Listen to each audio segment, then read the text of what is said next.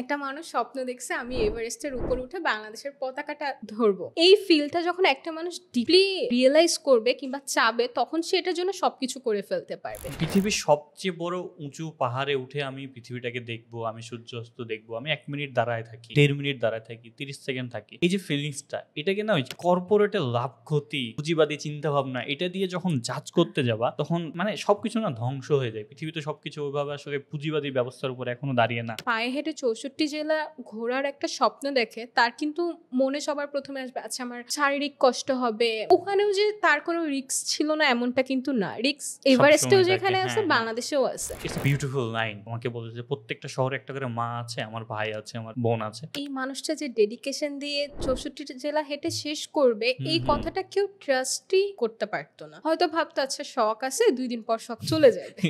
আমাদের যেটা হয় আর কি। আসলে এই বইয়ের কানেকশনটা কিন্তু খুব সুন্দর এবং আমার কাছে একটা জিনিস খুব ভালো লাগে, উনি নিজের হাঁটার ব্যাপারে এতটা অনেস্ট ছিল যে সে যেখানে হাঁটা শেষ করছে পরের দিন দরকার হলে বাইক নিয়ে সিএনজি নিয়ে এসেও সে ওই জায়গাটা থেকে হাঁটা স্টার্ট করছে। আমরাও তো ভাই প্ল্যান করি কিন্তু সাকসেস তো হয় না। তো এটার কাহিনীটা কি আসলে? উনি আমাকে 2টা ফ্যাক্টরের কথা বলে। আমি প্রথম যখন তাজমহলে যাই আমাকে আমার ট্যুরিস্ট গাইড বলতেছে আর তোমাদের দেশে আহসান মঞ্জিল ছাড়া আর কি আছে? তুমি যখন বইটা পড়তে গিয়ে তুমি যখন দেখো এই 64 জেলা ঘুরতে তার খরচ হয়েছে 4,910 টাকা, কেমন লেগেছিল? ট্রাভেল আসলে যেমন তোমাকে হচ্ছে বিনয়ী বানায়, ট্রাভেল তোমাকে লো কস্টিং এ বাঁচতে শেখায়, ট্রাভেল নেটওয়ার্কিং তৈরি করে, ট্রাভেল এত কিছু করে। আমাদের না সব কিছুটা না, আমাদের মন খারাপ হলে ঢাকা রেস্টুরেন্ট, ঝগড়াগুলো রেস্টুরেন্ট, সবকিছু রেস্টুরেন্ট। ঢাকাতে ভয়াবহ রকমের বিনোদনের জায়গা হয়ে গেছে restaurant. Hello everyone, welcome to passive journal book podcast, যেখানে আমরা fiction, non fiction, self help, business সব ধরনের বই নিয়ে আলাপ আলোচনা করে থাকি। আজকে আমাদের সাথে আছেন আমাদের আরেকজন প্রিয় কো-হোস্ট মাইশা রশিদ। কি অবস্থা মাইশা, কেমন আছে? ভালো, আপনার কি অবস্থা? All good. কি যাচ্ছে, সব দিনকাল ঠিকঠাক? আলহামদুলিল্লাহ। আজকে আমরা কোন বই নিয়ে আলোচনা করছি? আজকে আমরা কথা বলবো বাবর আলীর পায়ে পায়ে 64 জেলা বইটা নিয়ে। অ্যান্ড আমরা হচ্ছে যে সবাই জানি যে বাবুর ভাইয়া রিসেন্টলি হচ্ছে 6ষ্ঠ বাংলাদেশী হিসেবে এভারেস্ট জয় করেছেন এবং আরও কিছু কথাবার্তা আছে, আমরা সেটা বলবো। বাট এই বইটা আপনারা পেয়ে যাবেন হচ্ছে চন্দ্রবিন্দু প্রকাশনে, পায়ে পায়ে 64 জেলা। এই তো প্রথমেই বলবো বইটা পড়ে কেমন লেগেছে আসলে? বইটা পড়ার সময় আমার মনে হচ্ছিল আমিও তার সাথে এই 64 জেলা ঘুরে ফেললাম পায়ে হেঁটে। এবং আমি পার্সোনালি কলকাতা সাহিত্য একটু বেশি পড়ছি এবং বইটা পড়ার সময় আমার কেন জানি মনে হচ্ছিল এই বইয়ে প্রকৃতির বর্ণনা সমরেশের কিংবা বুদ্ধদেবের মতো খুব ক্লেমভাবে এক্সপ্লেন করা, এবং এই জিনিসটার জন্য এই বইটা পড়ার সময় আমার বেশি ভালো লাগতেছিল। মানে আমি 64 জেলা ঘুরে ফেলছি এরকম একটা ফিল। হ্যাঁ, ওনার হচ্ছে পছন্দের একজন লেখকও হচ্ছে সমরেশ, যেটা নিয়ে আমরা কথা বলবো যে সমরেশ কিভাবে তাকে পাহাড় দেখতে শিখিয়েছে বা চা বাগান। মানে আমরা না সমরেশের বইয়ে দেখি যে চা বাগান, পাহাড়, এইসব কিছু খুব সুন্দরভাবে আসে আর কি। সো এই জায়গায় যে প্রকৃতির বর্ণনা তুমি কথা বলছিলে, যেমন প্রথম দিকে একটা জিনিস আমরা পাই যে শিউলি ফুলের বর্ণনাটা যেভাবে দেই না আসলে, যে তা মানে রাস্তা দিয়ে যাচ্ছে শিউলি ফুল, আমরা তো দেখেছেন শিউলি ফুল পরে থাকে একদম সাদা হয়ে বিছায় থাকে। তো দেখতে এত শুভ্রতা বা এত সুন্দর লাগে। উনি তখন ওনার হচ্ছে যে নানির বাসার একটা স্মৃতির করেন, ওই জায়গাটা না আসলে আরো বেশি হুক করে দেয় পাঠককে আসলেই। সো আমরা যদি বলি যে পায়ে পায়ে 64 জেলা, বাবর ভাইয়ের যে স্ট্রাগল শুরু, সবকিছুই বলবো। তার আগে আমরা একটু কথা বলি যে উদ্দেশ্যটা আসলে কি কি ছিল। আমার কাছে মনে হয় একটা মানুষ তার ক্যারিয়ার থেকে সরে প্যাশনটাকে মেইন প্রায়োরিটি দিয়েছে। কারণ আমরা ডাক্তার হয়ে গেলাম, এখন ডাক্তারি করব কিংবা একটা ক্যারিয়ার সাজাবো, এই জিনিসটা থেকে একটা মানুষ যখন প্যাশনটাকে আগে রাখে যে আমার ঘোরার শখ, আমি পাহাড় দেখব, আমি মানুষের সাথে সম্পর্ক স্থাপন করব, কথা বলবো, চারপাশের পরিস্থিতি জানবো কিংবা পরিবেশটা জানবো, এরকম একটা উদ্দেশ্য থেকে মানুষ যখন তার কর্পোরেট লাইফটাকে সরায়, এই সাইকেলে কিংবা পায়ে হেঁটে বাংলাদেশ ঘোরার স্বপ্নটা দেখে, তখন আমার কাছে মনে হয় যে শখের উদ্দেশ্যটাই সবার প্রথমে। আমরা কিন্তু খুব কম মানুষ শখকে প্রায়োরিটি দিতে পারি। আমরা সবসময় পরে কি হবে এটাই চিন্তা করি, শখকে প্রায়োরিটি দেই না। হ্যাঁ, বাবুর ভাইয়ের একটা কথা হচ্ছে ওনার মানে বায়ো টাইপের একটা কথা যে পেশায় ডাক্তার, নেশায় পাহাড়ি, টাইপের কিছু একটা আর কি।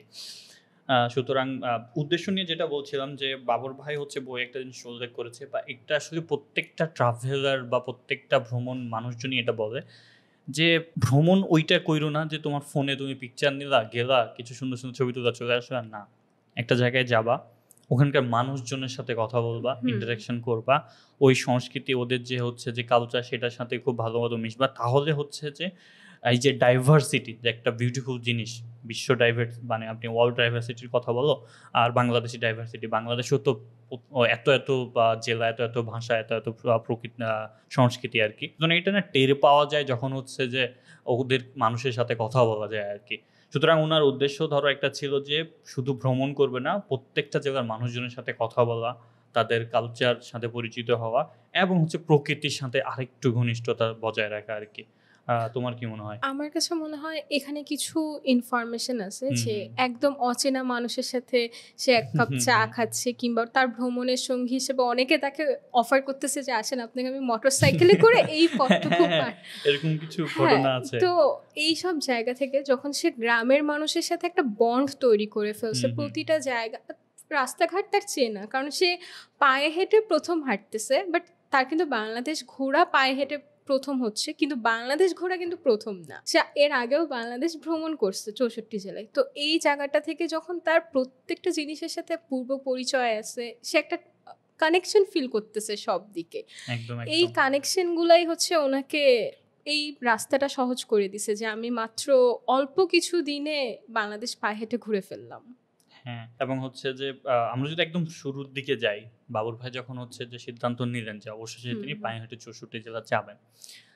একটা জিনিস আমরা ১ম এ দেখেছি যে উনি হচ্ছে চট্টগ্রামের ডিসি সাহেবের কাছে যান একটা প্রত্যয়নপত্র নিতে, যে হুম। বিভিন্ন শহরে যে ডাকবাংলোগুলো আছে বা সার্কিট হাউসগুলো আছে সেখানে যেন তিনি থাকতে পারেন। জি। বাট আনফরচুনেটলি আমরা হচ্ছে দেখি বইয়ে যে ওনাকে হচ্ছে কোনো ধরনের ওই যে একটা লাল ফিতার দৈরত্ব থাকে না? যে অফিস থেকে হ্যাঁ, উপরের দিকে হ্যাঁ। যাইতে, যাইতে পেপার ৩-৪ দিন লেগে যায়, ৫ দিন। সো উনার পেপার উপরে যায় নাই, অনুমতিও পায় নাই। কিন্তু আমি বাবর ভাইকে ইন্টারভিউ করেছিলাম আমাদের বই বিক্ষের জন্য। আচ্ছা। উনি তখন একটা সুন্দর কথা আমাকে বলেছিলেন। আমি জানলাম তো ভাইয়া বাসস্থানটা কিভাবে ম্যানেজ করলেন? যে প্রত্যেকদিন শেষে আপনি কই থাকবেন? কি করবেন হুম। না করবেন? উনি একটা খুবই সুন্দর আমাকে কথা বলেছে যে, "রমজান, প্রত্যেকটা শহরে একটা করে মা আছে।" সো হ্যাঁ। ইটস আ বিউটিফুল লাইন যে আমাকে বলেছে যে, "প্রত্যেকটা শহরে একটা করে মা আছে, আমার ভাই আছে, আমার বোন আছে।" সুতরাং আমরা যে মাঝে উনি অন্যের ছাত্রাবাসে থেকেছে, আরো অন্য, অন্য জায়গায় থেকেছে। বাট মেক্সিমাম টাইমে আমরা দেখেছি যে বিভিন্ন জায়গায় তিনি হচ্ছে যে এই যে একটা জিনিস দেখো যে ১ম যখন উনি শুরু করেন, হ্যাঁ? কোনো প্রকার কোনো হেল্প মানে এটলিস্ট শুরু করার সময় একটা আপনার জেলার একটা মানুষ একটা বাংলাদেশ ভ্রমণ হুম, করছে। হুম। অবশ্যই আপনার প্রশাসন থেকে উচিত ছিল যে এটা হেল্প করা। এটা পলিটিক্যাল হোক বা প্রশাসনিক হোক, যেভাবে হোক বাংলাদেশের যে ট্যুরিজম এখনো যে সাউথ এশিয়ার মধ্যে এত বাজে অবস্থায় আছে। আমরা শ্রীলঙ্কাকে দেখি কতটা উন্নত আসলে আ ট্যুরিজমে। আমি এখানে একটা কথা বলি। আসলে হুম, আমার হুম। কাছে মনে হয় কি, পায়ে হেঁটে ৬৪ জেলা ব্যাপারটা তখন মানুষ ঠিক হজম করতে পারতেছে না। বিশ্বাসও করতে পারছিল হ্যাঁ, না যে হয়তোবা। এটা কি আসলেই হ্যাঁ, হ্যাঁ। সম্ভব? তাই এই কথাটা কেউ গুরুত্বের সাথে নেয়ই নাই। একদম, একদম। এবং বাট এই ৬৪ জেলায় যে তার এত চেনা জানা মানুষ হ্যাঁ, আছে, এবং এই নেটওয়ার্কিংটা যে তার কত হেল্পফুল ছিল এই ট্যুরটার জন্য, এটা বইটা না পড়লে আসলে বোঝা যায় না। নেটওয়ার্কিং এর ব্যাপারটা তুমি বলছিলা যে বইয়ে তুমি দেখেছো যে ভাইয়ার ভয়াবহ রকমের নেটওয়ার্কিং আসলে কাজ করতেছে এখানে। সো নেটওয়ার্কিং নিয়ে একটু বলো। আমার কাছে মনে হয় যেহেতু মেডিকেল কলেজের স্টুডেন্ট থাকা হুম, হুম, অবস্থা হুম। থেকে ভাইয়ার, চট্টগ্রাম মেডিকেল কলেজ? জি, জি। হ্যাঁ, হ্যাঁ। এখন মেডিকেল কলেজে একটা ইউনিভার্সিটি হোক, মেডিকেল কলেজই হোক, অনেক ধরনের মানুষের সেখানে আনাগোনা থাকে। হুম, হুম। তো এই নেটওয়ার্কিংটা ভাইয়ার এত ভালো ছিল যে স্কুল, কলেজ, ভার্সিটি সব লেভেলের স্টুডেন্ট কিংবা মানুষের সাথে ভাইয়ার একটা পরিচয় ছিল। আর ফ্রেন্ড বানানোর যে ক্যাপাবিলিটিটা, কিংবা আমি যে মানুষের সাথে ইন্টারঅ্যাক্ট করতে পারতেছি, কানেক্ট করতে পারতেছি, এই ক্যাপাবিলিটিটা ভাইয়ার অনেক বেশি। এই জিনিসটা যখন ভাইয়ার ভেতরেই আছে, সে মানুষকে খুব সহজে অ্যাবজর্ভ করে নেয়, এনভায়রনমেন্টে অ্যাবজর্ভ হয়ে যায়, এবং মানুষ তাকে খুব পছন্দ করে তার এই হেসে কথা বলা, কিংবা তার, খুব বিনয়ের হ্যাঁ, সাথে। হ্যাঁ, হ্যাঁ। এই বিনয়টাই তাকে হচ্ছে একটা হোম ভাইব প্রত্যেকটা জেলাতেই একদম, দিয়েছে। একদম। সুতরাং মানে আমরা যদি দেখি আসলে যে খুব সুন্দর একটা ব্যাপার আসলে কিন্তু ঘটেছে যে আমাদের মানে নানির বাড়ির শ্বশুর, নানা হুম, শ্বশুর, নানা শ্বশুরের বাড়ি। তারপর হচ্ছে যে কারো কোনো এক বড় ভাইয়ের হচ্ছে বোনের বাসা, হুম, এবং অনেকে দেখি রাগও করে যে আমার বোনের বাসায় যাওয়ার কথা ছিল, যাওয়া হয় হুম, নাই। হুম, এবং হচ্ছে উনি জার্নি শেষ করে দেখে যে উনার জন্য ফুল নিয়ে দাঁড়ায় আছে। হ্যাঁ। ঠিক আছে? সো বিউটিফুল মানে আবার হচ্ছে যে নেটওয়ার্কিং এর যে কথাটা বললা, যারা ট্রাভেল করে আরকি, উনি তো আগে থেকে ট্রাভেল জি, করত। জি। সো ট্রাভেল যারা করে এদের মধ্যে না অদ্ভুত রকমের একটা সুন্দর নেটওয়ার্কিং থাকে। আসলে নেটওয়ার্কিং এর থেকেও একটা মানুষ যখন আরেকজনের সাথে খুব ইজিলি ইন্টারঅ্যাক্ট করতে পারে হুম, তখন হুম। তাকে সবাই খুব পছন্দ করবে, খুব স্বাভাবিক। খুবই এই স্বাভাবিক। নর্মালিজমটা যখন তার মধ্যে চলে আসছে তখনই তার নেটওয়ার্কিংটা অনেক হাই হয়ে গেছে। একদম। এবং আমি যখন বাবর ভাইকে আমার ইন্টারভিউ করার জন্য ফোন দেই, আমি তখন ওনাকে নিয়ে একটু স্টাডি করতেছিলাম। ওনার আচ্ছা, যা আচ্ছা। ভিডিও-টিডিও সবকিছু দেখতেছিলাম। পরে যে উনি যখন আমাকে ফোন দেয়, আমি তখন বলছি, "বাবর ভাই, আমি আসলে দেখতেছিলাম যে আপনাকে সমরেশ কিভাবে পাহাড় দেখতে শিখায় আরকি।" আমি উনাকে ফোনে কথা বলে শুরু করেছি। তখন উনি বুঝলো যে, ও আচ্ছা যাক, এই ছেলেটা আমাকে নিয়ে পড়াশোনা করছে। তো যখন উনার সাথে ফার্স্ট টাইম দেখা হয়, সো মানে কি বলবো, যে এতটা চমৎকার ভাইব দেয় উনি ওনার সাথে মেশার পর আসলে। সো ওয়ান্ডারফুল হিউম্যান বিং আসলে, যে এজন্য বলে যে ট্রাভেল করলে আসলে ভালো মানুষ হওয়া যায়। হ্যাঁ, প্রকৃতির কাছাকাছি থাকলে মানুষ প্রকৃতির মতোই শান্ত হয়ে যায়। হ্যাঁ, এবং যে আরেকটা জিনিস যেটা আমি দেখেছি উনার ক্ষেত্রে, যে উনি একটা কথা বলতো যে আমরা যখন পাহাড়ের কাছে যাই, বড়, বড় পাহাড়ের কাছে, হুম। তখন নিজেকে এত ক্ষুদ্র মনে হয় যে ওই ক্ষুদ্র ফিলিংসটা না আরো বেশি বিনয়ী বা আরো বেশি হার্ট টু সোল বা ডাউন টু আর্থ করে দেয় আরকি। এত এত ছোট হয়ে এত অহংকার বা এত কিছু নিয়ে আসলে কিভাবে থাকা যায়। সুতরাং এইটাই আরকি। আমরা যদি বইয়ের মধ্যে আরেকটু যাই, আতিথেয়তার যে ব্যাপারটা প্রত্যেকটা জায়গায়, এটা নিয়ে কি বলবাম আয়েশা? প্রত্যেকটা জায়গায় এত আহ সুন্দরভাবে দেখিয়েছে। একটা কথা আছে যে বাঙালিরা এমনি অনেক অতিথি পরায়ণ। হুম, হুম। সেই জায়গা থেকে এই বইটা পড়ার পর বোঝা যায় যে একটা মানুষ একটা মানুষকে একটু হোম ফিল করাতে কিংবা সাপোর্ট দিতে এত সুন্দরভাবে সবকিছু অ্যারেঞ্জ করে ফেলতে পারে।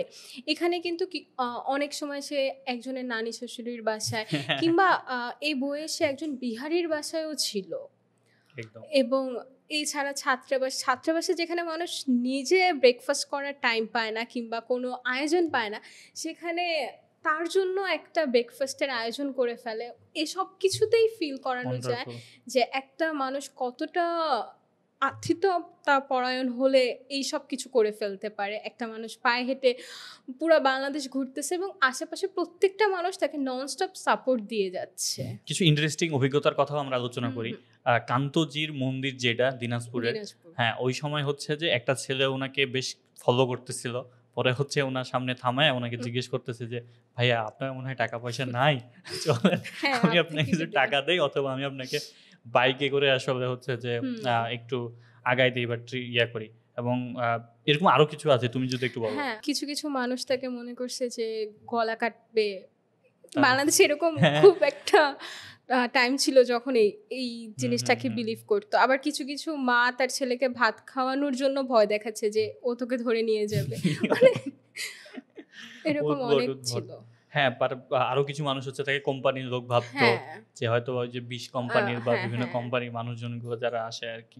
তো ইন্টারেস্টিং অনেক অভিজ্ঞতাও আছে আরকি, এবং এটার সবচেয়ে মূল ব্যাপারটা যে পায়ে, পায়ে কেউ ৬৪ জেলা বাংলাদেশে হাঁটতে পারে। হ্যাঁ, মানে এটা অনেকে ওই যে ১ম এ যেটা তুমি হ্যাঁ। বললা, যে হজম করতেই সমস্যা হতো মানুষের, যে আসলে পায়ে, পায়ে ৬৪ জেলা কিভাবে হাঁটা যায় আরকি। আর এখানে একটা কথা কি, এই মানুষটা যে ডেডিকেশন দিয়ে ৬৪ টা জেলা হেঁটে শেষ করবে, হুম, এই হুম। কথাটা কেউ ট্রাস্টই করতে পারত না। হয়তো ভাবতো আচ্ছা শখ আছে, ২ দিন পর শখ চলে যাবে। আমাদের যেটা হয় হ্যাঁ, আরকি, আসলেই, যে পুরো বাংলাদেশ ঘুরে দেখবো, পরে ছুটি নাই, টাকা নাই, কিচ্ছু নাই, আর যাওয়া হয় না আসলেই। কোথাও। সুতরাং বেশ ইন্টারেস্টিং, এবং যে আ বাবর ভাইয়ের কিন্তু আরো যে একটা বই আছে, যেটা তোমার ওই সাইকেল নিয়ে উনি যে পুরো বাংলাদেশ আচ্ছা। ঘুরেছে হুম, আরো হুম। ৩ বার সম্ভবত, ৩ বার কি ২ বার আরকি। ওটাও চন্দ্রবিন্দু থেকে প্রকাশিত। সাইকেলের সওয়ারি আরকি। যে সাইকেলে কিভাবে হ্যাঁ। পুরো এবং ঘোরা ওই যায়। সাইকেলে যে সে ঘুরেছে এই কথাটাও এই বইয়ে সে অনেকবার মেনশন করে গেছে যে আমি সাইকেলে এইখান দিয়ে হুম, গিয়েছি হুম, কিংবা হুম, এই হুম। রাস্তাটা আমার আগের চেনা। পরিচিত। হ্যাঁ, উনি প্রত্যেকটা জিনিস খুব সুন্দরভাবে কানেক্ট করছে। এই বইয়ের কানেকশনটা কিন্তু খুব সুন্দর। এবং আমার কাছে একটা জিনিস খুব ভালো লাগে, উনি নিজের হাঁটার ব্যাপারে এতটা অনেস্ট ছিল যে সে যেখানে হাঁটা শেষ করছে পরের দিন দরকার হলে বাইক নিয়ে হ্যাঁ। সিএনজি নিয়ে এসেও সে ওই জায়গাটা থেকেই হাঁটা স্টার্ট এটা মনে হয় করছে। এটা ১ম দিকে সৈয়দপুরের একটা কাহিনী আছে। হ্যাঁ, হ্যাঁ, যে উনি এরকম। যে ও এক আঙ্কেলের বাসায় গেছে সে হাঁটা শেষ করে আবার সিএনজি নিয়ে ব্যাক গেছে উনার যে বাসায়। হ্যাঁ, এই জিনিসটা উনি নিজের প্রতি খুব অনেস্ট ছিল যে আমি যেখানে শুরু করব ওখানেই শেষ করব। পরের দিন সকালে ঠিক ওখান থেকেই আমার বাকিটা পথ শুরু হবে। আমার ক্ষেত্রে যদি হইতো, আমার মনে হতো যাক আজকে তো একটু হাঁটছি, একটু বাসে করে আরেক জেলা আসলে, যাই। পরের জেলাতে গিয়ে যে আসলে। হাঁটা শুরু করব। মানে হাঁটাটা গিয়ে 30% হইতো, 70% যে মানুষজনের সাথে ঘোরা, মানুষজনের সাথে গল্প ঘোরা আর গল্প করা। বাট এইটাও আসলে ট্রু, তুমি যেটা বললা যে প্যাশনের প্রতি অনেস্ট থাকাটা খুবই হ্যাঁ। জরুরি আসলে, যে আমার যাই কিছু হোক, আমি যেটা প্রমিস করেছি যে আমি 64 জেলা হাঁটবো, আমি হাঁটবোই আসলে, আমার যা কিছু হয়ে যায়। ইভেন প্রথম দিকে বাবর ভাইয়ের হচ্ছে পায়ে ফোস্কা পড়ে আর কি, 2টা বড় বড়, যেটা ওনার হাঁটতে একটু কষ্ট হচ্ছিল। একটা জিনিস দারুণ যে এমনি বইয়ে কখনো ওইভাবে না কষ্টকে একদম হাইলাইট করে নাই। উনি এই হ্যাঁ। বইয়ে খুব রেয়ার তার পা ব্যথা করতেছে, হুম, হুম। ফোসকা পড়ছে, এই জিনিসটা খুবই কম মেনশন করছে। এবং আমার যতটুকু ধারণা উনি প্রথমের ৩য় দিনে জাস্ট একবার একটু মেনশন করছে যে তার একটু হাঁটতে কষ্ট হচ্ছে, এবং হ্যাঁ, শেষের দিকে হ্যাঁ। একটু, মাঝখানে পুরাটা টাইম সে এই কষ্টটাকে একটুও মেনশন করে নাই যে আমি আজকে হাঁটলাম আমার কষ্ট হচ্ছে। উল্টা আরও সে অ্যালার্ম ছাড়া ঘুম থেকে উঠে যাচ্ছে, তার মধ্যে একটা আগ্রহ তৈরি হয়ে গেছে যে আচ্ছা আজকে আমাকে এতটা পথ হাঁটতেই হবে। হুম, হুম। এবং সম্ভবত আমরা দেখতাম যে পার ডে 25 কিলোমিটার 30 কিলোমিটার হ্যাঁ, পর্যন্ত হ্যাঁ। উনি হাঁটতো আসলে। আ মানে উনি হচ্ছে যে একটা কথা একটা ১ম দিকে একটা কথা আছে যে উনি ১.৫ ঘন্টাতে হেঁটে ৩০ কিলোমিটার, না সারাদিনে উনি ৩০ কিলোমিটার হ্যাঁ, হাঁটছে। সেইটা হচ্ছে যে বাইকে করে একজন ওকে দিয়ে গেল, যে হচ্ছে যে কতক্ষণ ৯ মিনিট না ১০ মিনিটে হচ্ছে যে উনাকে ১০ কিলোমিটার দিয়ে চলে গেল। মানে কম্পারিজন করতেছে যে আমি সারাদিনে এতটুকু হাঁটছি, এ আমাকে বাইকে ১০ মিনিটে পার করে দিয়ে চলে গেল। আর সবচেয়ে দারুণ যে ব্যাপারটা বইয়ের, যে প্রত্যেকটা জেলার না আলাদা একটা কালচার উনি উঠায় নিয়ে আসছে। হ্যাঁ। যে পঞ্চগড় থেকে যেন উনি যাত্রাটা শুরু করে। পঞ্চগড়ের পর হচ্ছে তোমার ঠাকুরগাঁও, তারপর হচ্ছে দিনাজপুর, তারপর এইভাবে আসতে থাকে বগুড়া, রংপুর, বগুড়া, হ্যাঁ। এইভাবে। সুতরাং প্রত্যেকটা জায়গায় না আলাদা একটা কালচার আছে। ওটাও একটা বইয়ের মধ্যে উঠে আসে আসলে যে আমার কাছে মনে হয় কি, বাংলাদেশের একেকটা জেলার মানুষ একেক ধরনের, হুম, হুম। তাদের কালচার একেক ধরনের, এবং খুব মেইনলি ওয়েদারটা একেক ধরনের। উনি প্রত্যেকটা ওয়েদারে কখন কে ধান কাটতেছে, আবার আরেক জেলায় ধান কাটা শেষ তারা হচ্ছে একটা উৎসব করতেছে, কোথাও মাটির ২ তলা বাড়ি, কোথাও বাড়ির গায়ে নকশা, প্রতিটা জিনিস উনি এত ডিটেলসে এক্সপ্লেন করছে। কিংবা আমরা কিন্তু অনেক কিছুই দেখি, ছবি তোলার জন্য দেখি, নিজের চোখে হ্যাঁ, হ্যাঁ, দেখি না। হ্যাঁ। কিন্তু উনি কিন্তু ঠিক এই জিনিসটা করে না। উনি ছবিটা সাইডে রেখে আমি কি দেখতেছি, নিজের চোখে কি দেখতেছি, এটাকেই মেইন ফোকাস করছে। এটাই আসলে উনি যে সত্যিকারের ভ্রমণ করতে চেয়েছে, এটাই হুম। আসলে সবচেয়ে এই জিনিসগুলো আসলে জরুরি। এবং হচ্ছে একসময় দেখতাম যে যে ফুলকপি, বাঁধাকপি উঠায় নিয়ে আসছে। উনি বলতেছে হ্যাঁ, আমার হ্যাঁ, হ্যাঁ। পছন্দের সবজি নিয়ে আসতেছে। প্রত্যেকটা জিনিসে খুব বেশি। আচ্ছা, আমরা যদি হচ্ছে এখন ইয়ার দিকে যাই, যে এভারেস্ট জয় যেটা বাবর ভাই রিসেন্টলি আচ্ছা, আচ্ছা। করলো আরকি। ১৯শে মে সকাল ৮টা, আমার ৮টা। যদি খুব বেশি হ্যাঁ। টাইম ভুল না হয়। ৬ষ্ঠ বাংলাদেশী হিসাবে হচ্ছে যে উনি এভারেস্ট জয় করেছে এবং বেশ লম্বা একটা জার্নি। উনি যখন হচ্ছে যে বইমেলার পর ওনার সাথে কথা হচ্ছিল। বইমেলার পর উনি যখন প্রিপারেশনটা নেওয়া শুরু করে আরকি। তো উনি ক্রাউড ফান্ডিং করে আসলে ম্যাক্সিমাম হুম। বা এমনি আমরা জানি যে ইয়াতে এভারেস্ট জয় করতে প্রায় তোমার ৪৫ লাখ ৫০ হ্যাঁ। লাখ টাইপের একটা লাগে। বাট এর মধ্যেও না কাহিনী আছে। তুমি না কখনো সরাসরি এভারেস্ট জয় করতে পারবে না। তুমি ধরো পায়ে, পায়ে ৬৬ জন হাঁটছো, সাইকেলে করছো, তারপর তুমি সবার এভারেস্ট না। উনি এর আগে তো অনেক ছোট, ছোট হ্যাঁ, কিংবা পর্বত-টর্বত জয় করেছেও। হ্যাঁ, ইন্ডিয়াতে উনি হ্যাঁ, হচ্ছে হ্যাঁ। অনেক, অনেক পর্বত গিয়েছে। সো টোটাল যেটা দেখলাম একটা নিউজ আর্টিকেল, যে টোটাল খরচ যদি যাই, সেটা কমসে কম প্রায় ১ কোটির ধারাকাছে আরকি। যে টোটাল ইনভেস্ট এভারেস্ট হুম। জয় করার জন্য। সো একটা মানুষ হচ্ছে যে ৳১,০০,০০,০০০ খরচ করে এভারেস্ট জয় করতেছে এবং আরেকটা আমরা অর্জনের কথা বলি, যেটা হচ্ছে বাংলাদেশের মধ্যে বাবর ভাই একমাত্র ১ম ব্যক্তি যে হচ্ছে এভারেস্ট এবং হচ্ছে লোটস পর্বত বা লোটস পাহাড়, যেইটা আমি স্পেলিং মানে উচ্চারণ ভুল করে থাকতে পারি, আমি দুঃখিত। ১ম বাংলাদেশী হিসাবে উনি এভারেস্ট এবং হচ্ছে লোটস ২ টা একসাথে জয় করেছে আরকি। হুম। সো বাবর ভাইকে নিয়ে একটা কথা বলা হয় যে উনার পেটের মধ্যে বেশিরভাগটা হচ্ছে ফুসফুস আর কলিজা। হ্যাঁ, মানে এতটা সাহস একটা মানুষের। যেখানে হচ্ছে যে তুমি যদি এভারেস্ট জয় করতে যাও, তোমার পাশ কেটে যেতে হবে, যে পাশে তোমার একটা মৃত ব্যক্তি বা একটা হুম। লাশ আছে, ওটাকে পাশ কেটিয়ে তোমাকে এভারেস্টে যাইতে হবে। মানে তুমি ইমাজিন করে দেখো, আমরা তো চন্দ্রনাথ, এই বান্দরবনের পাহাড় যাইতে হাঁপায় যাই। হ্যাঁ, হ্যাঁ। কিন্তু এভারেস্ট জয় করার সময় পাশে একটা মৃত ব্যক্তি আছে, ওটাকে পাশ কেটিয়ে তোমাকে আগায় যেতে হবে।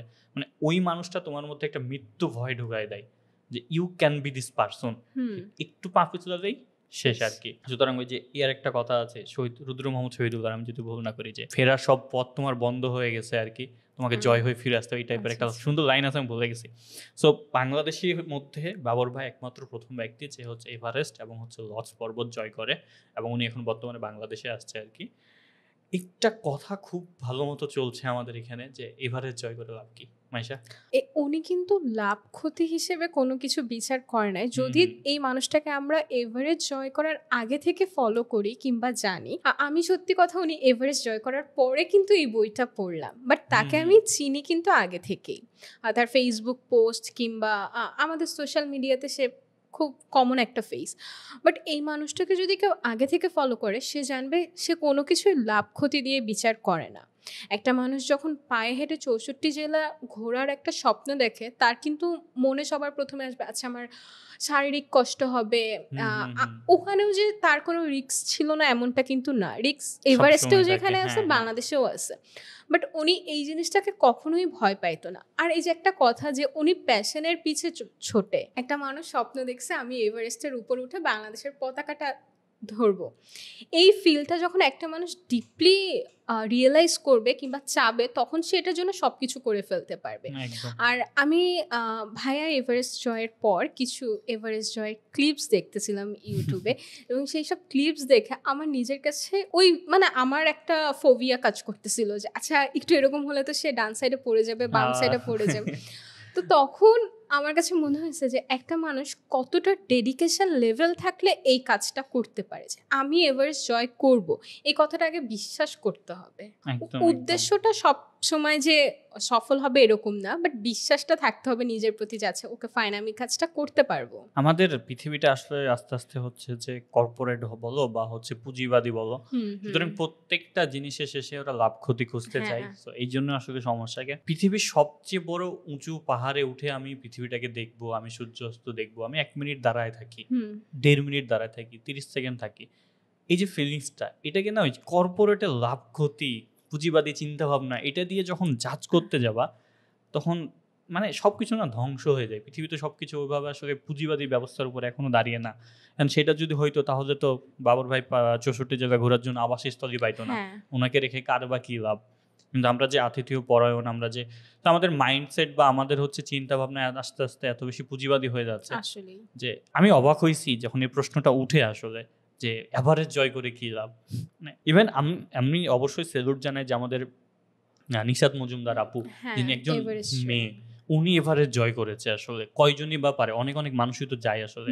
সুতরাং মেয়েরাও যে অনেক কিছু পারে, মেয়েরাও যে হচ্ছে যে ওই যে গদ বাঁধা যে সবকিছু করতে হবে, সংসার টংসার আসলে ব্যাপার স্যাপার, ইচ্ছা শক্তি যে থাকতে হবে কিংবা ইচ্ছা শক্তি যে একটা পাওয়ার আছে, এইটাই ফিল করাই যাচ্ছে ওরা এভারেস্ট জয় করে ফেলছে।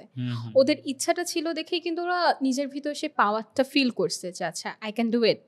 একদম একদম। একটা ব্যাপার সেটা হচ্ছে বাবর ভাইয়ের কাছ থেকে সেদিন শুনছিলাম, আমরা না তোমাদের ক্ষেত্রে হয় কিনা জানি না, মানে অনেক ক্ষেত্রে হয়, আমরা প্রত্যেকটা সেমিস্টার ব্রেকে একটা করে ট্যুর প্ল্যান করি। প্রত্যেকটা ইয়াতে উইকেন্ডে ট্যুর প্ল্যান করি, বাট মাশাআল্লাহ একটাও হয় না। আমি বাবর ভাইকে আমাদের সবার পক্ষ থেকে আমি প্রশ্ন করেছিলাম যে আমরাও তো ভাই প্ল্যান করি কিন্তু সাকসেস তো হয় না। তো এটার কাহিনীটা কি আসলে? উনি আমাকে 2টা ফ্যাক্টরের কথা বলে, একটা হচ্ছে পিছুটান আর একটা হচ্ছে প্রায়োরিটি। পিছুটানটা হচ্ছে যে রমজান আমি যখন বের হওয়ার চিন্তা ভাবনা করেছি, আমি জানি আমার এতদিন আমি জব করতে পারবো না, আমি জানি আমার হচ্ছে শারীরিক কষ্ট হবে, আমি সব কিছুর ঊর্ধ্বে আমি প্রায়োরিটি দিয়েছি আমার ঘুরতে যাওয়াটাকে। যেমন ধরো মাইশা, তুমি প্রচুর বই পড়ো, অনেকে তোমার অনেক ফ্রেন্ড আছে যারা বই পড়ে না, ওনাদের কাছে বই পড়াটা কেন বই পড়ে কী লাভ আসলে? এই যে লাভ ক্ষতি, তোমার কাছে বই পড়াটা হচ্ছে ফার্স্ট প্রায়োরিটি। আমার অবসরে বই পড়ি, আমার বই পড়তে ভালো লাগে, বই নিয়ে কাজ করতে ভালো লাগে, প্যাসিভ জার্নাল আমাদেরকে একটা সুযোগও দিয়েছে আর বই নিয়ে কথা বলতে ভালো লাগে। সুতরাং এই যে উনি একটা কথা বলতো যে ফার্স্ট হতে পিছু টানটাকে বাদ দিতে হবে, যে আমার কী হবে, কী হতে পারবে, কী হইতো, হাইপোথেসিস বাদ। আরেকটা হচ্ছে প্রায়োরিটি, আমার ফার্স্ট প্রায়োরিটি আমি ঘুরতে যাব, আমার জীবনে যা কিছু হোক আমি ঘুরতে যাব আসলে। সুতরাং আপনারা যারা হচ্ছে যে আমরা যারা ট্যুর প্ল্যানে ব্যর্থ হই, তাদের ক্ষেত্রে ডেডিকেশন লেভেল কম বা প্রায়োরিটিও কম। আমাদের ক্ষেত্রে মনে হয় যে কেএফসিতে গিয়ে বিএফসি থেকে খাওয়াই আমরা অপশন রাখি ঘুরতে যাওয়া, একদম আমরা এটাকে প্রায়োরিটি কখনো রাখি না। হ্যাঁ, যে এটা না হলে ওটা করব আর আমরা সব কাজের মাঝখানে একটা অপশন ধরেই যে আচ্ছা ফাইন এই টাইমটা আমি ফ্রি, এই টাইমটা আমি ঘুরতে গেলেও যাইতে পারি। কিন্তু উনি কিন্তু এই কাজটা করে না। আমি যখন এই বইটা পড়ি তখন আমার ভাই আমাকে এসে বলতেছে যে উনি চট্টগ্রাম মেডিকেল কলেজ থেকে পাশ করা একটা ডাক্তার, সে তার ক্যারিয়ারটা রেখে সে তার প্যাশনটাকে প্রায়োরিটি দিচ্ছে। মানে একটা মানুষ কতটা তার প্যাশন কিংবা আমার যে শখের জিনিস এটাকে কতটা মূল্য দিতে পারলে তার একটা ক্যারিয়ারকে, একটা হাই ক্যারিয়ারকে, আমাদের দেশে কিন্তু ডাক্তার ইঞ্জিনিয়ার মানে অনেক কিছু, সেখান থেকে সে তার ক্যারিয়ারটাকে জাস্ট সাইড করে বলতেছে ওকে আমি আমার মতো বাঁচবো, আমি যা করতে চাই আমি সেটাই করব। একদম। মায়েশার কি কি ঘোরা হয়েছে আজ অব্দি? এই বইটা পড়তে পড়তে আমি জাস্ট লিস্ট করছি আমি বাংলাদেশের কয়টা জেলা ঘুরছি, কোনটা লিস্ট করছো? এবং খুব অদ্ভুতভাবে আমি 10টা জেলার বেশি এখন পর্যন্ত ঘুরতে পারি নাই। এমনিতে তোমার ফেভারিট ট্রাভেল ডেস্টিনেশন যদি বলি কোনটা? কক্সবাজার। আর এখন অবধি যা যা ঘুরছো সবচেয়ে পছন্দের কোনটা, দেশ বিদেশ সব মিলায়? উদয়পুর আর দার্জিলিং। এটা কি ফেলুদা ইফেক্ট? ফেলুদা ইফেক্ট না, আচ্ছা আমি প্রথম যখন দার্জিলিং যাই তখন আমি ফেলুদা এত পড়ি নাই। তখন আমি জাস্ট ফেলুদা 3টা পড়ছি, বাদশাহী আংটি, এরপর হচ্ছে সোনার কেল্লা, আর একটা হচ্ছে কেদারনাথ, আমি ঠিক নামটা মনে করতে পারতেছি না। হ্যাঁ কেদারনাথের একটা আছে। হ্যাঁ ওইটা। তো আমি দার্জিলিং থেকে ঘুরে এসে পাহাড়ে ফেলুদার এপিসোডগুলো পড়া স্টার্ট করি, এবং তখন আমি জাস্ট চিন্তা করতাম আচ্ছা আমি এই জায়গা দিয়ে ঘুরে আসছি, এবং ওইটা আমাকে খুব ভালো ফিল দেয়। হ্যাঁ মানে আমরা যারা ফেলুদা পছন্দ, ফেলুদা প্রেমী আছি, তাদের ক্ষেত্রে দার্জিলিং তো হচ্ছে যে ফেলুদার জন্যই। আসলে আমি ইভেন সত্য আমি নিজেও কর্পোরেট একটা মানুষ, আমি হচ্ছে যে দুইটা, একটা হচ্ছে যে আমি সন্দীপ রায়ের পরিবারকে বলছিলাম যে দার্জিলিং ট্যুরিজম অথরিটির কাছ থেকে আপনারা টাকা নেন, ফেলুদার জন্য অনেকে দার্জিলিং ঘুরতে যায়। আরেকটা হচ্ছে যে কফি হাউস, মান্নাদের না গানটা, মান্নাদের কফি হাউস, মান্নাদের কফি হাউস গানটার জন্যই কিন্তু ম্যাক্সিমাম আমি যদি ভুল করি টুরিস্টরা ঠিক এই কারণেই কফি হাউসটা ঘুরতে চায়। কিন্তু আমি একটা কথা বলি, কফি হাউস যদি মান্নাদের গানটা না থাকতো হয়তো বাঙালিদের মানে বাংলাদেশের মানুষের কাছে এত হাইপ থাকতো না, বাট যারা কলকাতায় থাকে তাদের কাছে এটা হাইপ থাকতো, কারণ কলেজ স্ট্রিট পুরো একটা বইয়ের জগতের মাঝখানে একটা কফির দোকান। হ্যাঁ বাংলাদেশ থেকেও তো ধরো প্রচুর মানুষ কলকাতা যায়, প্রচুর মানুষ ঘুরে, এবং তাদের ক্ষেত্রে কলেজের স্ট্রিট গেলে কফি হাউস যাবো না এটা হতেই পারে। আমরা কি এই জায়গায় একটু পিছিয়ে আছি? মানে ধরো ঢাকা নিয়ে সুন্দর, এটা না আমরা ঢাকাবাসীর সবারই একটা অভিযোগ। এটা আমি সেদিন আব্দুল আল ইমরান ভাইয়ের একটা পডকাস্ট হচ্ছিল বুয়েট সাহিত্য ইয়ার সাথে, ওটা তো শুনলাম। আমার সাথে পিয়াস মজিদ ভাইয়ের প্রায় কথা হয় এটা নিয়ে। উনি একটা কথা বলে যে ঢাকা হচ্ছে একটা এতিম জায়গা, এতিম সিটি আর কি। কারণ কি দেখো, যখন ঈদ আসে, ঈদ তো আনন্দের জিনিস, আনন্দ উপভোগ করতে সবাই গ্রামে চলে যায়, যখন পয়সা লাগে টাকা লাগে তখন ঢাকায় ফিরে আসে। সুতরাং ঢাকা হচ্ছে একটা এতিম সিটি, যেখানে হচ্ছে অনেক ডিপ। হ্যাঁ, এবং হচ্ছে যে এটা আসলেও অনেক ডিপ কথা। এবং হচ্ছে আমরা না, আমাদের ঢাকার তো অনেক কালচার, অনেক কিছু আছে, সবকিছু আসলে কতটুকুই বা আমাদের সাহিত্য বলো আমাদের বইয়ে উঠে আসছে, বা কতটুকু আমাদের সিনেমাতে উঠে আসছে।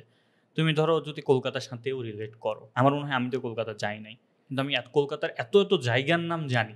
সমরেশের বই এত এত সুন্দর, মানে গালিব স্ট্রিট বলো, যে কোনো কিছু বলো, কলেজ স্ট্রিটের বইয়ের দোকান, বোস কেবিন, এই সে অনেক কিছু আমি কিন্তু জানি। আমি কখনো কলকাতা যাইনি, কিন্তু একটা মানুষ যে কলকাতায় আছে, কখনো ঢাকায় আসেনি, ঢাকার কয়টা জায়গার নাম জানি। আমি একটা এক্সপিরিয়েন্সের কথা শেয়ার করি, খুব আমার জন্য খুব লজ্জাজনক কিন্তু বিষয়টা। আমি প্রথম যখন তাজমহলে যাই, আমাকে আমার ট্যুরিস্ট গাইড বলতেছে তোমাদের দেশে আহসান মঞ্জিল ছাড়া আর কি আছে, মানে আমি তখন ফিল করলাম যে ওরা যেভাবে ওদের জিনিসটাকে প্রমোট করতেছে, আমরা কিন্তু এরকম প্রমোট করি না। আমাদের দেশের কিছু কিছু ক্যালেন্ডারে তাজমহলের ছবি দিয়ে ক্যালেন্ডার প্রকাশিত হচ্ছে, বাট ওদের দেশে কিন্তু এই জিনিসটা না, ওরা নিজেদের কালচারটাকেই নিজেদের মাঝখানে প্রমোট করতেছে, বাট আমরা কিন্তু নিজেদের অনেক কালচারকেই আমাদের মাঝে প্রমোট করতেছি না। এটা খুবই স্যাড ব্যাপার আসলে। মানে ঢাকা বলো বা বাংলাদেশ বলো, ট্যুরিজম, ইভেন আমি হচ্ছে যে একটা বিষয় বুঝতেছি না, কারণ বাংলাদেশ তুমি সুনামগঞ্জে গেছো কখনো? না, হাওড়। হ্যাঁ মাস্ট, এই বর্ষায় যদি পারো আঙ্কেল আন্টি কিনে সুনামগঞ্জ ঘুরে আসো। সুনামগঞ্জ বৃষ্টির সময় যে পরিমাণে সুন্দর, তো একটা দুঃখ লাগবে যে দেশভাগের সময় সব পাহাড় নিয়ে গেছে, একটাও পাহাড় আমরা পাই নাই, দূর থেকে শুধু পাহাড়ের বৃষ্টি দেখতে পাই। বাট সুনামগঞ্জ ক্যান বি মনে হয় 5 বছর পরে বাংলাদেশের সবচেয়ে ফেভারিট ট্রাভেল ডেস্টিনেশন হবে। মানে আবার এটাকে সহজ করেছে হাউস বোটগুলো আর কি। এই জিনিসটা এখন কিন্তু ফেসবুক রিলস কিংবা ইনস্টাগ্রাম রিলসে অনেক হাইপ, যে হ্যাঁ ওটা দেখেই মানুষ অর্ধেক ঘুরতে চলে যাবে। বাট হাইপ আছেও, কিন্তু জায়গাটাও অনেক সুন্দর। আমি একদিনে ঘুরে ফেলেছি আমার ট্রাভেল, আমি হাউস বোটে ছিলাম না কারণ অনেক একটু এক্সপেন্সিভ আর কি, তো আমরা একদিনে ঘুরেছি। বাট একটা ওয়ান্ডারফুল এক্সপিরিয়েন্স। মানে বাট এইগুলোকেও আসলে বাংলাদেশের কোনো বই বলো বা বাংলাদেশের ইভেন আমরা যদি ম্যাগাজিনও করি, ম্যাগাজিনও খুব বেশি দিন চলে না। সুতরাং এই যে বই সিনেমাতে আমাদের ট্রাভেল ডেস্টিনেশনগুলো দেখানোর ক্ষেত্রে আমরা এত বেশি হচ্ছে যে পিছিয়ে আছি এখনো। যে ওই যে তোমাকে যে জিজ্ঞেস করছে যে আহসান মঞ্জিল বাদে আর কি আছে, বাট আহসান মঞ্জিলের স্টোরিও আমরা কতজন জানি, ইতিহাস আমরা কতজন জানি, যে ওই যে নদী, ওই নদী যে কতটুকু ইতিহাস সমৃদ্ধ একটা নদী, যে এখন তো মারা গেছে প্রায়। বুড়িগঙ্গা। হ্যাঁ, বুড়িগঙ্গা। আমি একটা কথা বলি, লকডাউনের পুরো টাইমটা আমি সালাউদ্দিন সুমনের ভিডিও দেখতাম। আচ্ছা, হ্যাঁ, উনি একজন এবং বেশ ভালো। ওনার ওই ভিডিও দেখে আমি কিন্তু তখন মাত্র জানছি যে আচ্ছা এটার পিছে এত ইতিহাস কিংবা, কিন্তু আমাদের দেশে এই জিনিসটাকে খুব প্রমোট করা হয় না। আমাদের আন্তর্জাতিক লেভেলে যে পত্রিকাগুলো আছে বা দেশীয় যে পত্রিকাগুলো আছে, এগুলোতে একটা কলাম প্রত্যেক সপ্তাহে ছাপানো উচিত যে আমাদের ভেতরে কি কি আছে, এটা মানুষ আসলে জানুক, কারণ এখনো অনেক মানুষ পেপারের উপর নির্ভরশীল। হ্যাঁ, স্টিল। এবং হচ্ছে যে তুমি দেখবা যে আমাদের ট্রাভেলের যে জায়গাগুলো, ওগুলোও কিন্তু হচ্ছে তোমার ব্যবস্থাগুলো খুব ভালো না। মানে যাকে পারছে ইচ্ছে মতো টাকা নিচ্ছে, যাকে পারছে। So Bangladesh can be the best place এশিয়ার মধ্যে হইতে পারে তোমার, হ্যাঁ, যদি ওইভাবে গুছিয়ে বলা হয় আর কি। যাই হোক, আমরা বই থেকে ট্রাভেলে চলে আসছি, বাট অবশ্যই বর্ষা আসছে, আপনারা যারা পারবেন হচ্ছে যে ঘুরবেন। এবং হচ্ছে শেষের দিকে যদি একটা ব্যাপারে আসি, যে তুমি যখন বইটা পড়তে গিয়ে তুমি যখন দেখো যে এই 64 জেলা ঘুরতে তার খরচ হয়েছে 4,910 টাকা, কেমন লেগেছিল? আমি জিনিসটা প্রথমে বিশ্বাস করতে পারিনি। এটা কিন্তু প্রথমেই লিখা যে তার কত টাকা খরচ হয়েছে। হ্যাঁ, একদম প্রথমেই এই অ্যামাউন্টটা দেখে আমি জাস্ট টাসকি খেয়ে গেছি, যেটাকে বলে। এবং আমি আমার মাকে যে কথাটা বললাম, তখন আমার মা আমাকে বলতেছে তোরা তো রেস্টুরেন্টে খেয়ে এই টাকা ফুরাস, আর দেখ পুরো দেশ ঘুরে ফেলছে এই টাকায়। এবং বইটা পড়তে পড়তে যখন আমি বুঝলাম যে আচ্ছা কেন এই টাকাটা কম, তখন আমার কাছে মনে হলো যে ওনার কাছে টাকাটা ম্যাটার করে না, কারণ উনি চারপাশে প্রত্যেকটা মানুষের সাথে যে একটা বন্ড তৈরি করে ফেলছে, এবং এই বন্ডটা যে তার ঘোরার কষ্টটাকে কমায় দিচ্ছে, এই জিনিসটার থেকেও মেইন যে উনি যে একটা কানেকশন তৈরি করে ফেলছে, ওনার একটা নেটওয়ার্কিং আছে পুরো বাংলাদেশে, যে পুরাটা বাংলাদেশ ঘুরতে তার মাত্র 4,910 টাকা খরচ হচ্ছে। যে একটা মানুষের নেটওয়ার্কিং পাওয়ারটা কত বেশি থাকলে এই ব্যাপারটা হতে পারে। এবং হচ্ছে যে এটার ক্ষেত্রে একটা ব্যাপার হচ্ছে, উনি তো ম্যাক্সিমাম টাইম না সকালের খাবার আর রাতের খাবার হচ্ছে যে আত্মীয়দের বাসায় বা উনি যে বাসায় থাকতো সেখানে খাইতো, শুধু হচ্ছে দুপুরের খাবারটা লাঞ্চটা করতো, আর মাঝে মধ্যে একটা দুটো হোটেলে থাকার খরচ আর কি। সুতরাং সব মিলিয়ে যে আমাদের যারা হচ্ছে যে তোমার ট্রাভেল করতে চাই, আমাদের কাছে ফার্স্ট প্রায়োরিটি থাকে যে আমাদের তো টাকা নেই, আমরা তো গরিব। কারণ আমাদের প্রথম চিন্তা থাকে আমি থাকবো কোথায়, আমি খাবো কি, আমি কোন যানবাহনে করে এই জায়গা থেকে এই জায়গায় যাব। মানে আমাদের ঘোরার কিন্তু মেইন প্ল্যানটা এটাই থাকে যে আমি কোথায় যাব, কোথায় থাকবো, কোথায় খাবো, বাট আমরা জিনিস দেখবো কি, এটা আমরা এত বেশি ভাবি না। সো মানে বাবুর ভাই এই জিনিসটা না একদম চোখে আঙ্গুল দিয়ে দেখা গিয়েছে যে তুমি যদি ট্রাভেল করতে চাও, যেটা একদম মূল ভ্রমণ যেটাকে বলে, সেখানে টাকা কোনো ব্যাপার না, বা খুব বেশি টাকা লাগেও না আসলে।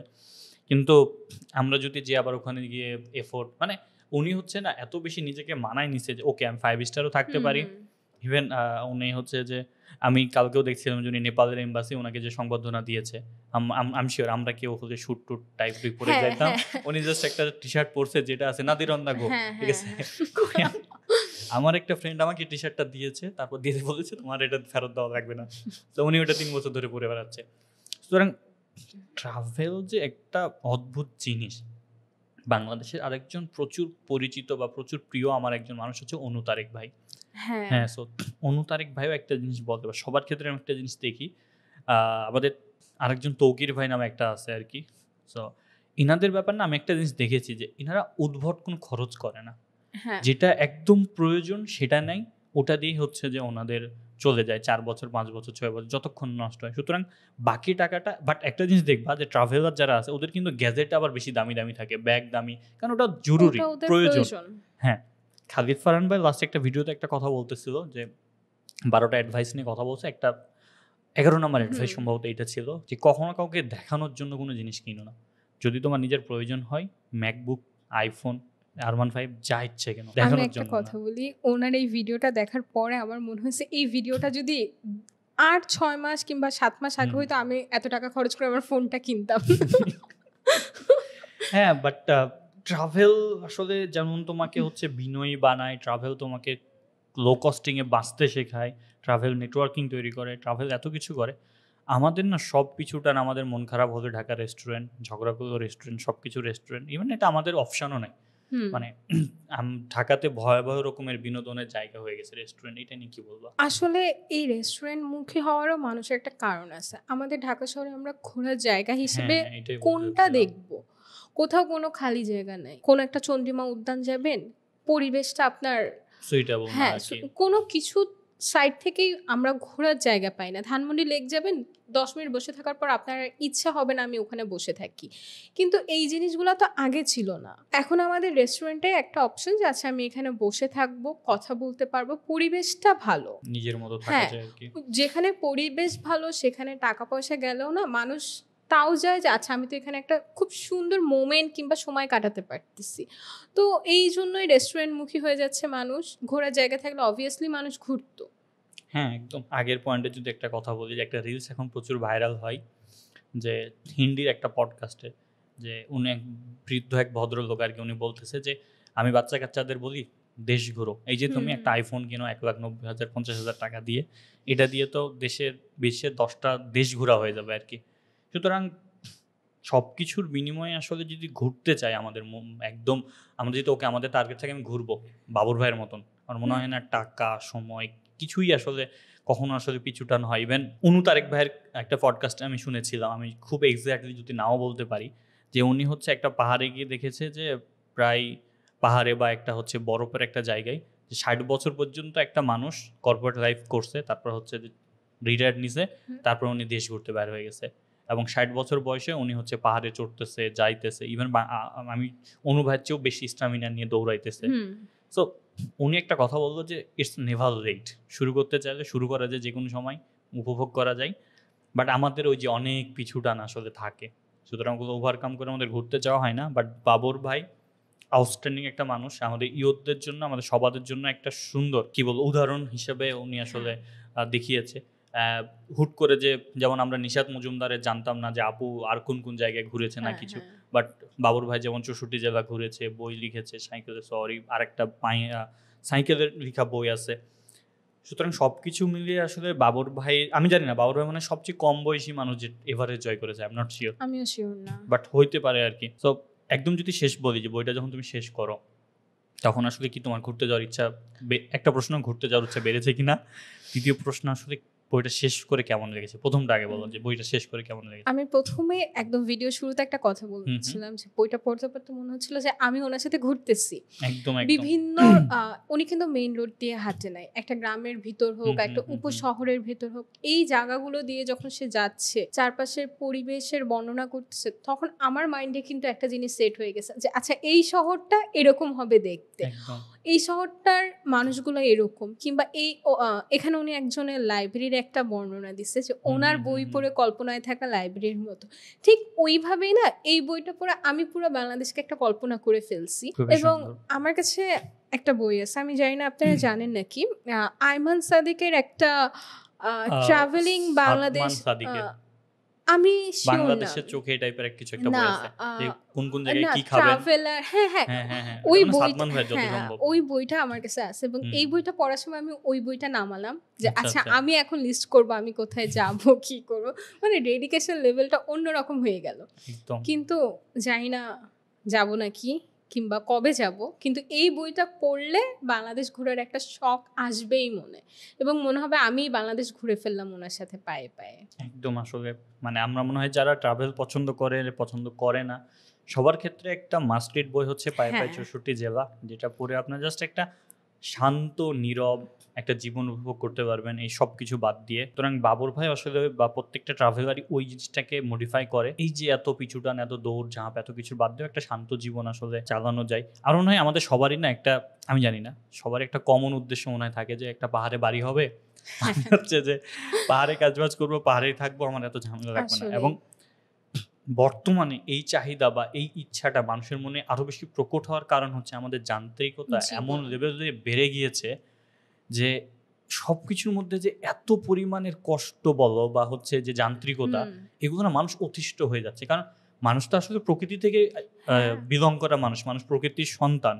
সো প্রকৃতি থেকে এত দূরে, এত যান্ত্রিকতা মানুষকে এখন আরো বেশি প্রকৃতির কাছে নিয়ে যাচ্ছে, যে আমার এইসব ভালো লাগছে না। আমাদের একটা পাহাড়ে বাড়ি থাকবে, আমি জুম চাষ করবো, আমি থাকবো খাবো, বাট পাহাড়িদেরও অনেক কষ্ট থাকে সবকিছু। ওদের লাইফের একটা সাইড আমরা দেখি, আমরা যে সুযোগ সুবিধা পাচ্ছি এটা কিন্তু ওরা পারতেছে। ওদের তখন মনে হয় আচ্ছা আমি যদি একটু শহরে থাকতে পারতাম।